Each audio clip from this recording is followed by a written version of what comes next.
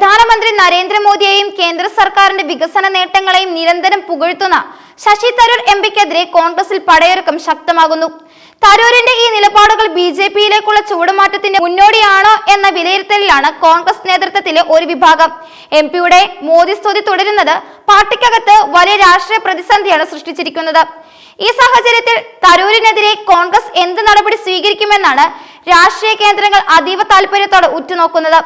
രാഷ്ട്രീയം ഏതായാലും രാഷ്ട്രം നന്നായാൽ മതി എന്ന് പറയുന്ന മോദി സർക്കാരിന്റെ പരിപാടികളിൽ മതവിവേചനം കണ്ടിട്ടില്ലെന്ന് വാദിക്കുന്ന ശശി തരൂരിന്റെ വാക്കുകൾ ബിജെപിയുടെ ആശയങ്ങളുമായി ചേർന്നു പോകുന്നതാണെന്ന് രാഷ്ട്രീയ നിരീക്ഷകർ വിലയിരുത്തുന്നു.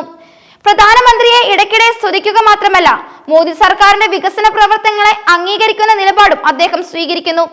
കോൺഗ്രസ് നേതാക്കൾ ഒറ്റക്കെട്ടായും കൂട്ടമായും ഈ നിലപാടുകളെ ശക്തമായി എതിർത്തപ്പോഴും യാതൊരു കൂസലുമില്ലാതെ മോദി സ്തുതി തുടർന്നുകൊണ്ടിരിക്കുകയാണ് തരൂര്. ഏറ്റവും ഒടുവിൽ കൊച്ചിയിൽ നടന്ന ഒരു സ്വകാര്യ പരിപാടിയിലും അദ്ദേഹം മോദിയെയും കേന്ദ്ര സർക്കാരിനെയും അനുകൂലിച്ചുകൊണ്ട് സംസാരിച്ചു. ഇത് കോൺഗ്രസ് പ്രവർത്തകർക്കിടയിൽ വലിയ അതൃപ്തിയാണ് സൃഷ്ടിച്ചിരിക്കുന്നത്. തന്റെ ഈ നിലപാട് തുടരുന്നതിലൂടെ പാർട്ടിയിൽ നിന്ന് പുറത്താക്കപ്പെടുമെന്ന് തരൂർ തന്നെ കരുതുന്നുണ്ടെന്നും ഒരു രാഷ്ട്രീയ രക്തസാക്ഷി പരിവേഷം നേടാൻ അദ്ദേഹം ആഗ്രഹിക്കുന്നുണ്ടെന്നും റിപ്പോർട്ടുകളുണ്ട്. വി ഡി ബൽറാം ഉൾപ്പെടെയുള്ള യുവ നേതാക്കളും കെ മുരളീധരൻ ഉൾപ്പെടെയുള്ള മുതിർന്ന നേതാക്കളും തരൂരിന്റെ നിലപാടുകൾക്കെതിരെ പരസ്യമായി രംഗത്ത് വന്നിട്ടുണ്ട്.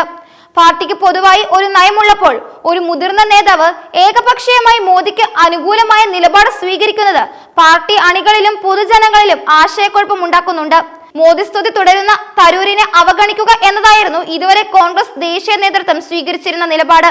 അദ്ദേഹത്തെ പാർട്ടിയിൽ നിന്ന് പുറത്താക്കി രക്തസാക്ഷി പരിവേഷം നൽകേണ്ടതില്ലെന്നും അതുവഴി അദ്ദേഹത്തിന് ബിജെപിയിലേക്ക് എളുപ്പത്തിൽ മാറാനുള്ള സാഹചര്യം ഒരുക്കേണ്ടതില്ലെന്നുമാണ് ഒരു വിഭാഗം നേതാക്കൾ അഭിപ്രായപ്പെടുന്നത്. അച്ചടക്ക നടപടികൾക്ക് പകരം തരൂരിന്റെ വാക്കുകൾക്ക് പാർട്ടിയിൽ യാതൊരു പ്രസക്തിയുമില്ലെന്ന് വരുത്തി തീർക്കാനാണ് ദേശീയ നേതൃത്വത്തിന്റെ ശ്രമം.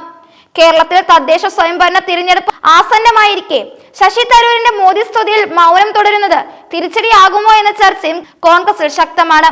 സംസ്ഥാനത്ത് ബിജെപി തങ്ങളുടെ സ്വാധീനം വർദ്ധിപ്പിക്കാൻ ശ്രമിക്കുന്ന ഈ ഘട്ടത്തിൽ കോൺഗ്രസിന്റെ ഒരു പ്രധാന നേതാവ് കേന്ദ്ര സർക്കാരിനെ അനുകൂലിക്കുന്നത് പാർട്ടിക്ക് ദോഷകരമായി മാറും. പ്രത്യേകിച്ചും ന്യൂനപക്ഷ വോട്ടർമാർക്കിടയിൽ ഇത് വലിയ ആശങ്കയുണ്ടാക്കാനും സാധ്യതയുണ്ട്. മോദി സർക്കാരിന്റെ നയങ്ങളെ വിമർശിക്കാനുള്ള കോൺഗ്രസിന്റെ ശ്രമങ്ങൾക്ക് ഇത്തരം പ്രസ്താവനകൾ തിരിച്ചടിയാവുകയും പാർട്ടിക്ക് വിശ്വാസ്യത നഷ്ടപ്പെടുകയും ചെയ്യും. യൂത്ത് കോൺഗ്രസിന്റെ സാമൂഹിക മാധ്യമ അക്കൗണ്ടുകളിൽ തരൂരിനെതിരായ ശക്തമായ വികാരം ഉയർന്നു വന്നതും താഴെത്തട്ടിലുള്ള പ്രവർത്തകരുടെ അതൃപ്തിയാണ് സൂചിപ്പിക്കുന്നത്. ശശി തരൂരിന്റെ ഈ മോദി സ്തുതിക്ക് പിന്നിൽ വ്യക്തമായ രാഷ്ട്രീയ ലക്ഷ്യങ്ങൾ ഉണ്ടെന്നാണ് വിലയിരുത്തുന്നതും. കോൺഗ്രസ് നേതൃത്വത്തിൽ തനിക്ക് അർഹമായ സ്ഥാനം ലഭിക്കുന്നില്ല എന്ന തോന്നൽ തരൂരിനുണ്ട്. മോദി സ്തുതിയിലൂടെ അദ്ദേഹം ദേശീയ തലത്തിൽ ശ്രദ്ധ നേടാനും കോൺഗ്രസ് നേതൃത്വത്തിന്മേൽ സമ്മർദ്ദം ചെലുത്താനും ശ്രമിക്കുന്നു. കോൺഗ്രസിൽ നിന്ന് പുറത്താക്കപ്പെട്ടാൽ രാജ്യത്തെ പ്രബല ശക്തിയായ ബിജെപിയിലേക്ക് മാറാനുള്ള സാഹചര്യങ്ങൾ ഒരുക്കുക എന്നതാണ് മറ്റൊരു കാര്യം. ഒരു രക്തസാക്ഷി പരിവേഷത്തോടെ ബിജെപിയിൽ എത്തുകയാണെങ്കിൽ രാഷ്ട്രീയമായി വലിയ സ്വീകാര്യത ലഭിക്കാനും സാധ്യതയുണ്ട്. കേരളത്തിൽ ന്യൂനപക്ഷ വോട്ടർമാർക്ക് ഇടയിൽ തരൂരിനുള്ള സ്വാധീനം ബിജെപി ലക്ഷ്യമിടുന്നുണ്ടാകാം. പുതിയ സാഹചര്യത്തിൽ ശശി തരൂരിനെതിരെ കോൺഗ്രസ് നേതൃത്വം എന്ത് നിലപാട് സ്വീകരിക്കും എന്നതാണ് പ്രധാന ചോദ്യം. പാർട്ടിയിൽ നിന്ന് പുറത്താക്കാതെ അദ്ദേഹത്തെ പൂർണ്ണമായും അവഗണിച്ചുകൊണ്ട് മുന്നോട്ട് പോകാനാണ് ദേശീയ നേതൃത്വം ശ്രമിക്കുന്നത്.